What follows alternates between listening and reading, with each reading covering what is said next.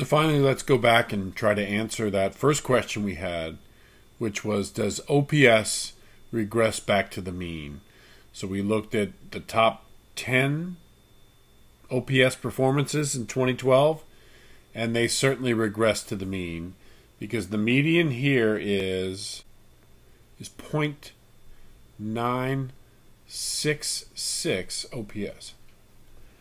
When you look at that same group's median in 2013, it's 0.908. So those 10 players dropped about 60 points in OPS on average, and 8 of the 10 dropped. 2 of the 10 didn't.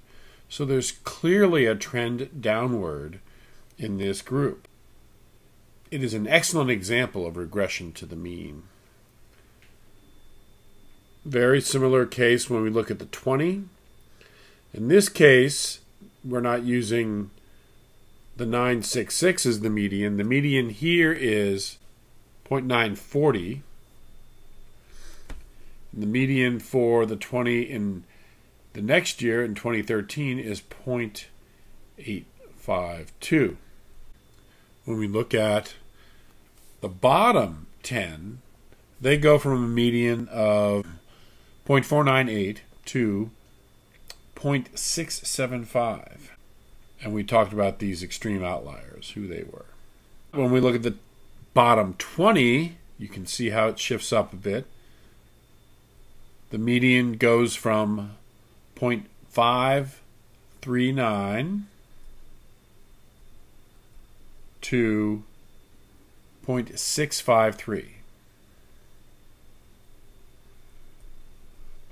0.653. Another example of regression to the mean, but this time we start from the bottom of our sample and regress to the mean. We showed the examples of where you can go from the top of your sample and regress to the mean. When you think of regression to the mean, remind yourself of the Sports Illustrated jinx or the sophomore slump. These are examples of great performances that get recognized by the cover of Sports Illustrated. But because that performance probably had luck associated with it, the luck might disappear next time. We measure outcomes, and in baseball, these are things like ERA or OPS or various other outcomes, but it includes innate skill and talent, but the other component to it, not just innate skill and talent of all the players that would lead them to be near the bottom of the OPS list or the top of the OPS list, but also error, luck, chance, and randomness. Do a thought experiment and say to yourself, what if it was completely luck that you were looking at a certain outcome? And what if it was there was no luck at all? It was completely skill. What would regression to the mean look like in each of those cases? Case 1 is all luck. Case 2 is all skill.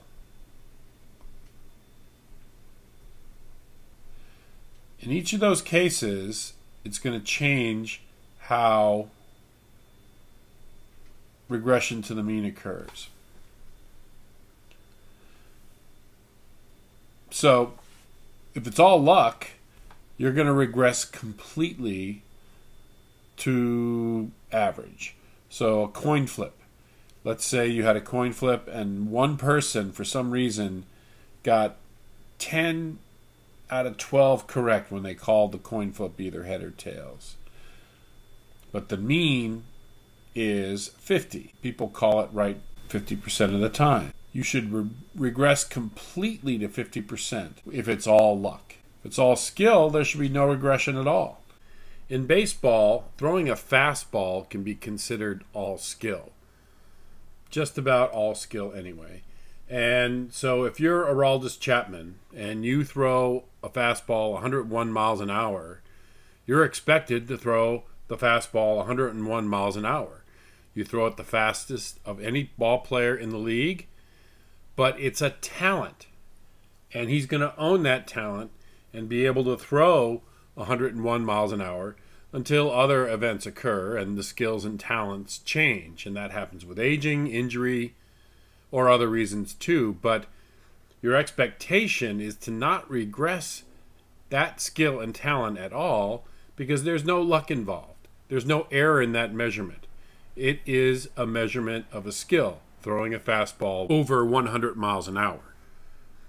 So on one hand, you have the coin flip, which is all luck. And then on the other hand, throwing a fastball like Aroldis Chapman is all skill. Now these are rarely the case. Rarely is it all luck, or rarely is it all skill. Just remember, we're looking at outcomes. We're looking at outcomes. And outcomes are usually a combination of skill and talent and a combination of error in our measurements. Luck or chance or randomness. So keep that in mind as you look at data, because regression to the mean can trip data analysts up quite often.